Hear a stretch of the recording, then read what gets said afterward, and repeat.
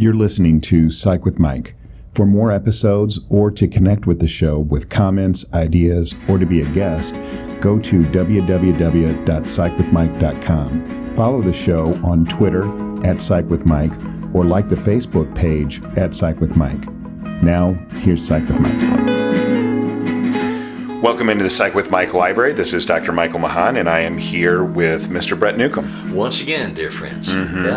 Yeah. So I just wanted to say that while I am not at liberty to disclose details, I am really excited about some things that are going to be happening on the show over the next couple of months.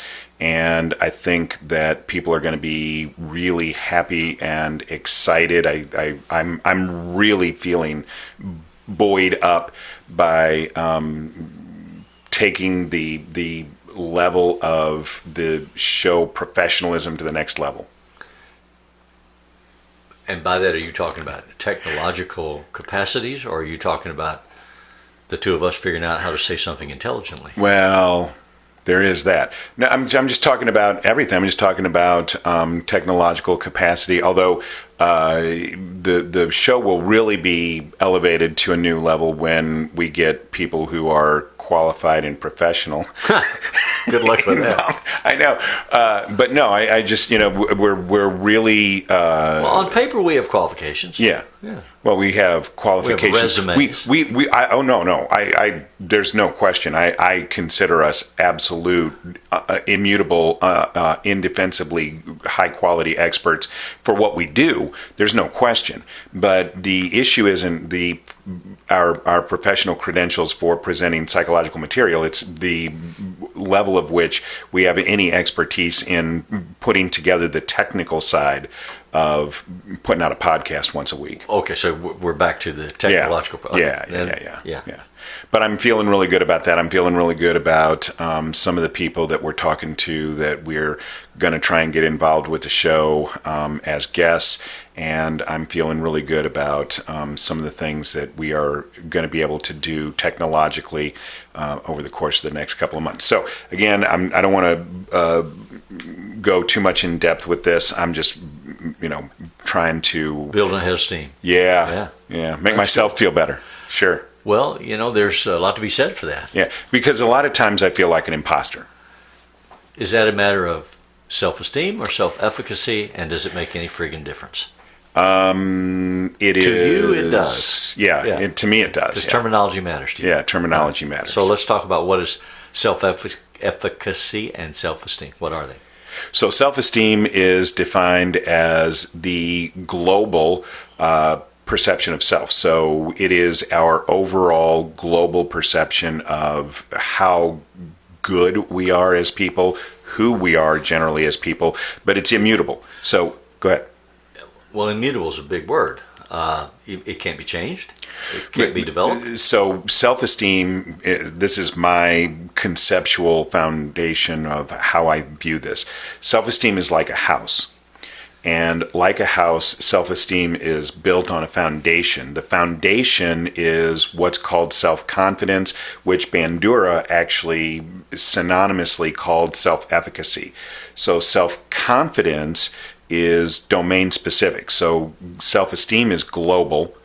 Self-confidence is domain specific, meaning that you might think of yourself as a very, very good baseball player, but still have really low self-esteem. And we see this all the time. People have domains in which they think that they're pretty good, but overall, their general perception of self is really low. Well, yeah, I could have good self-esteem saying as a dating individual and a single adult, I had great pickup lines. Mm-hmm. I had no dates, but I had great pickup lines.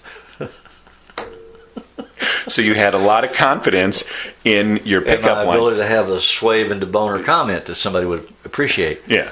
No, as an educator, I have resisted the movement in the United States for years that I call the false self-esteem movement, where we do away with grades, we do away with ranking, we do away with class hierarchies, and everybody gets a trophy, a prize, a ribbon.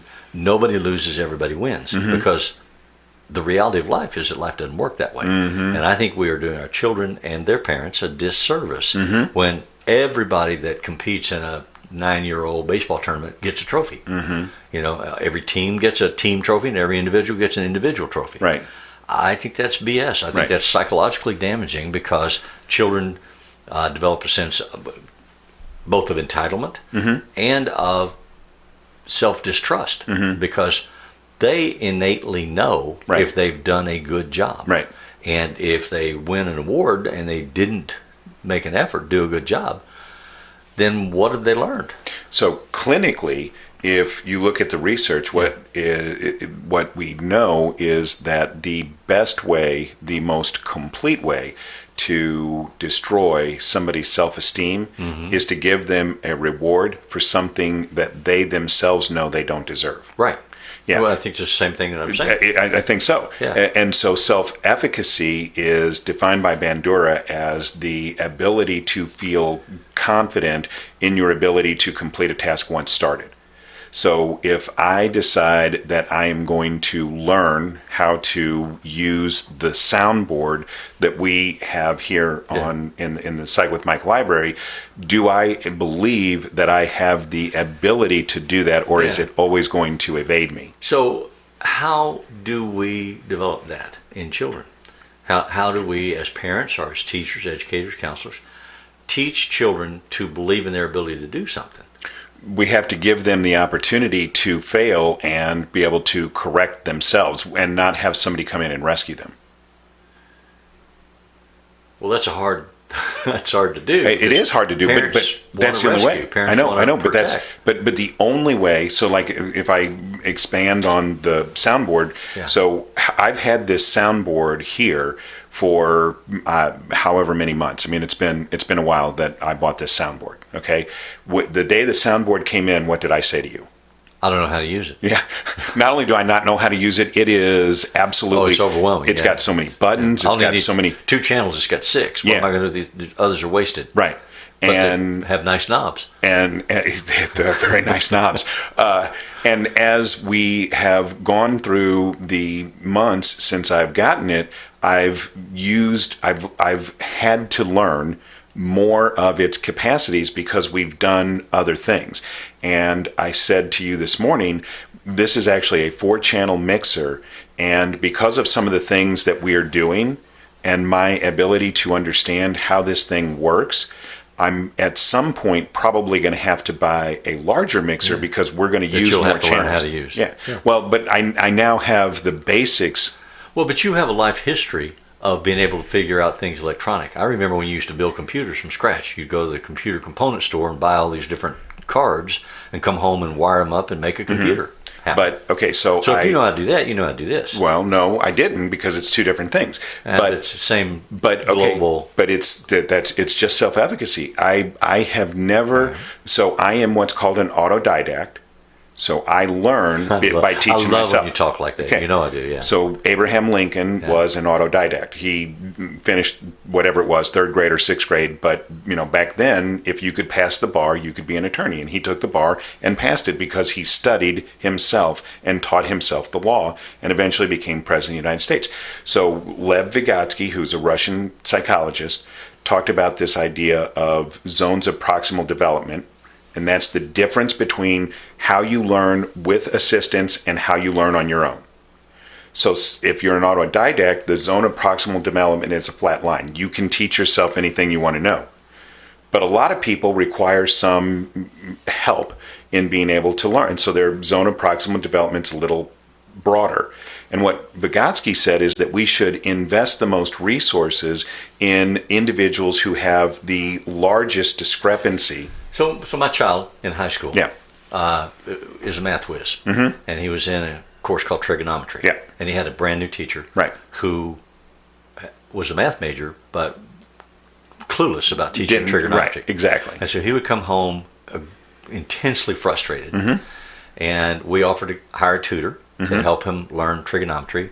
And he stubbornly said, no, I will learn this. And he taught himself. Sure. But I now know that if I'd only known the word autodidact, I would have been able to alleviate his frustration by explaining to him So you're an autodidact. Learn it. It has high levels of self-efficacy. So I have high levels of self-efficacy. If I want to learn something, I believe that I have the capacity to teach myself. Other people may not have high levels of self-efficacy. So they may need more help in being able to acquire those skills. It isn't that they don't have the ability, they may just need more assistance. So if your son had not been able to teach himself, then he may have needed a tutor. And you guys would have got him one. Yeah. I mainly was teasing you about using that word. Yeah.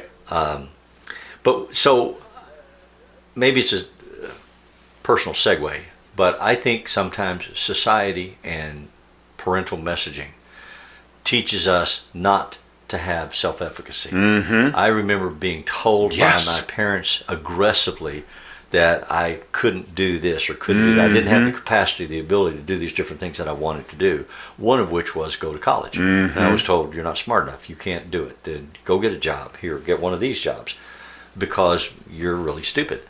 And you internalize, like when I would feel good about something, come home with an accomplishment. Hey, I got in the National Honor Society today. They would say, well, that's no big deal. Can you lift 500-pound weight? Right. You know, by comparison, I'd be like, well, no, I can't.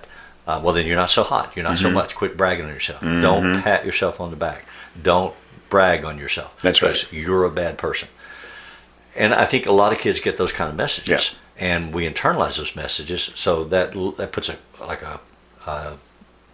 motor, a governor motor on a truck.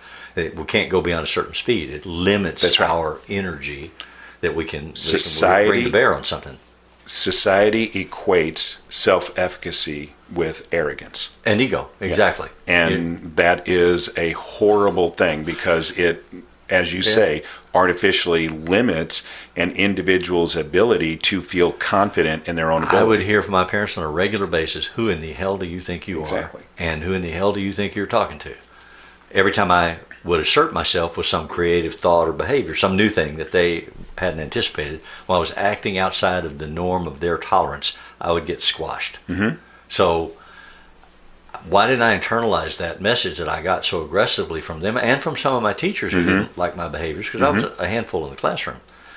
And they would give me similar messages. You know, if you're not in prison by the time you're 21, you'll be dead kind of message. How come I developed that level of confidence that says I can do whatever I want to do? I can learn whatever I need to learn.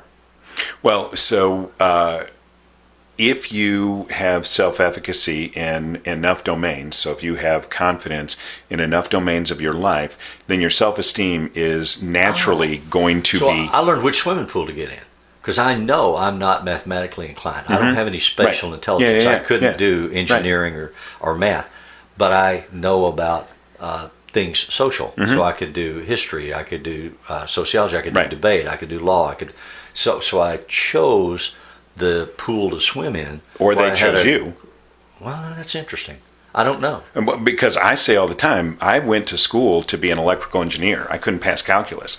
And while I was trying to pass calculus, I started taking psychology classes. I had never taken psychology classes till I got to college. And I did pretty good at that, and so I could invest minimal effort. So while I was still trying to figure out how to be able to pass the calculus, I kept on taking psychology classes and eventually took all the psychology classes that they had at St. Louis University and never passed calculus. And my advisor announced to me, "You are a psychology major." I never took calculus because I never took any math courses that weren't absolutely required for graduation, which they call like general ed math or idiot math. That you had to have 3 hours of idiot math. Well, look, that book right there, The Idiot's Guide to Calculus. There you go. I'm still trying to pass. Yeah. So is that self-directed behavioral choice, or is that the accident of fate? Well, I mean, now that could be as much a philosophical question as... Well, it is. Yeah. It absolutely is. I think it's perceptual. From your perception, you feel like you chose your swimming pool. Well, I don't know. I feel like I'm wondering my swimming pool I know chose that I me. am stubborn and oppositional. So if you tell me I can't do something, that increases my effort of striving to show you that you're wrong. And at some point, instead of trying to prove to other people that they were wrong, I transitioned into trying to prove to myself that I was right, and would hold on to perseverance. You can't function this way and be successful. Well, yeah, I can. You can't stay up all night reading and go to work the next day. You'll lose your job. You'll get a health crisis. You'll have whatever problem. So that is what's called locus of control. All right. So you have locus of control is where Internal. you view, things originating from, and it's much like introversion versus extroversion. Right. So an internal locus of control says that you are in control. An external locus of control says that the outside world is in control. I have a much more external locus of control than you do. So you were trying absolutely. I'm not so concerned with they. Right. They won't let me do this. They say I can't do that. Yeah.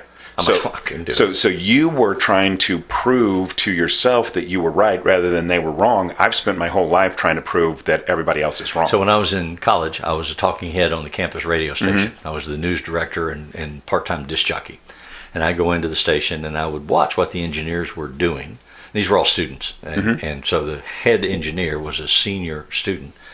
And I kept asking him, how do you do this? Why do you do that? How do you? And he would blow me off. He'd be like, you're a talking head. I don't talk to you. I'm technical. Leave me alone. You're talent. Get out of here. Yeah. You don't know what you're doing. But I kept watching what he was doing. And then one morning, 8 o'clock in the morning, we're supposed to go on the air. He's not there. Oh. And we have to be on the air. So I went over and turned on all the buttons and machines and set it up. And I'm talking and we're on the air. He comes rolling in about 20 minutes later and he loses it. On air, he loses. He's like screaming and yelling, cussing. Like, what are you doing? The RF gain is too high on this and this is too. I said, we're on the air, bud. Yeah. Go away. Yeah. So what did you think we weren't going to start till you got here? That's exactly what he thought. He was important. Exactly. Yeah. And that was how he was justifying his importance to himself. Yeah. You're not going to be able to throw the power toggle, and therefore I'm in control. And once you showed him that you did know how to throw the power toggle, existentially, his whole world was now in crisis. And that's one of the 6 types of power that people manipulate is power of information. And he had power of information because he knew something none of the rest of us knew, except that some of us figured it out. Right. And so I have a really high sense of efficacy in my ability to figure out like this mixer board or, how to build a computer. But I still so often feel like an imposter. I still feel like that even at 55, that at some point people are going to figure out that I'm a charlatan, that I've been doing this with smoke and mirrors. It's all been just an illusion. And, and so when I hear other people who are, quote, experts talk, and they are saying things that conflict with what my view is, like this article that we read on Impostor Syndrome, then I'm like, oh, well, maybe I'm wrong. And I'm learning how to overcome that. I never think I'm wrong. I have that reaction. I teach in high school every year at the beginning of the school year, and I did this for 30 years. Or 20 years. They bring all the teachers in the district together, and they hire an outside speaker to come in and give some kind of rah-rah, this year we're going to do great things speech. And you're forced to be there. You're forced to listen. And I would sit there and I'm thinking, they're paying this guy thousands of dollars to come and talk to these 500 teachers, and he's miserable as a presenter. He doesn't know diddly squat about how to speak to an audience. And I thought, I could be doing this. Why am I not doing this? Then one day I got hired to do that. And I don't know how many teachers are sitting out there going, I could do a better job than he's doing. But I was able to give those initial welcome back to school talks to a number of schools for which I received good pay. And so, when the article, the article, I think that, let me just say as a disclaimer that neither one of us thought the article was particularly well written. Well, because we've both written books and we know, we write better. Well, but self-efficacy. But the foundational argument or the foundational premise of the article, I do agree with, that you have to establish efficacy to be able to increase your self-esteem. So if you go to a therapist and the therapist says, well, you've got low self-esteem, we're going to work on your self-esteem. I believe that, and because I'm a language guy, I don't like that language, I because don't either. Yeah. you can't really change a person's self-esteem. That is an immutable thing. It goes up and down depending on their perception of their efficacy. But what I can do is work with you in domains and help you to raise your level of confidence in enough domains. And when we get to a place where that's 51% of the domains that you operate in, your self-esteem is naturally going to go up.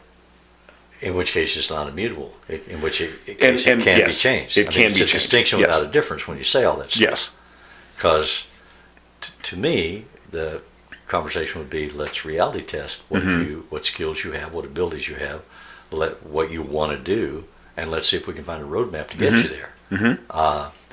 What the author keeps making reference to is people's internal monologues. Well, how did you graduate from college? Well, it's just luck. How'd you get this scholarship? Which goes back to the external locus of control. It was a good day for the SAT. I don't know what happened. Yeah. I was against a bad cohort. So people have those scripts that limit their reach. And so my conversation around this with them would be, let's see if we can figure out what your script is, and let's see if we can figure out what your reach might want to be. I also think that a man's reach should exceed his grasp. I think we need to try. Yeah, absolutely. To conquer but that goes back to what I was saying in the beginning, that you have to allow your children to be able to fail Absolutely. and correct their own ship without rescue. Yeah. I mean, I can't tell you how many times that I have screwed up trying to figure out how to work this stupid board, or how many times I plugged a component into a computer and powered it on and the thing didn't work. Yeah. So, you have to fail and then learn how to be able to right your own ship to be able to really develop self-efficacy. If what happens is that every time that you make a mistake, the mistake is corrected for you by someone else, then you become dependent on that. And you don't know how to do that for yourself. So you are continuing to make the distinction between self-efficacy and self-esteem. And what you argued was that self-esteem is immutable and can't be changed. I disagree vehemently. And I think it can be changed. And obviously we talked about that if you that you can elevate self-esteem if you change your perception of self-efficacy, and so in that way it is changeable, but you can't directly access it. Well, like self-efficacy, I regularly say to my wife, I am the best husband that you have. And she said, you're the only husband that I have. I said, those two things are not exactly exclusive. Mutually exclusive. Yeah, exactly. You lucky girl, you. So I think we get lost in the terminology. The point that I at least want to try to make is that if you are limited by a familial or societally imposed script, there are opportunities to change that. You can change the script. And I used to say that to people all the time. You're caught in a trap because you're listening to a script that was written for you by other people. My question is, if I can help you write a new script, do you think it would help you get out of the trap? And will you work with me on that? Can we work together to develop a new script that you internalize, that you listen to in your head, so that you're not refusing to take an opportunity because you already know you can't reach that opportunity? And pretty typically people will say, yeah, we can work on that. And they can work on it. Now, for me, the rub is that, going back to the Admiral Akbar verbiage, it's a trap.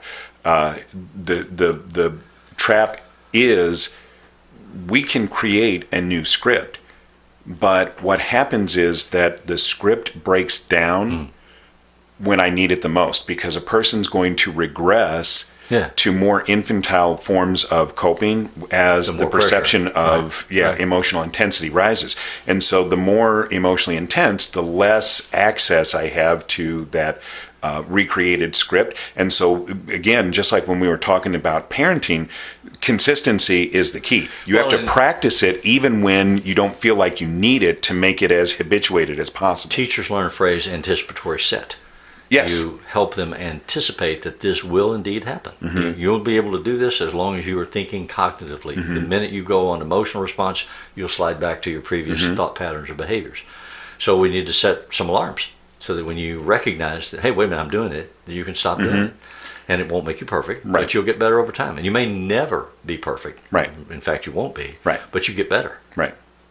So hopefully this was beneficial to people. The music that appears in Psych with Mike is written and performed by Mr. Benjamin DeClue. As always, if you want to contact the show, you can go to psychwithmike.com and get us there. You can follow the show on Twitter at Psych with Mike, and you can like the Facebook page at Psych with Mike. And if it's Friday, it's Psych with Mike.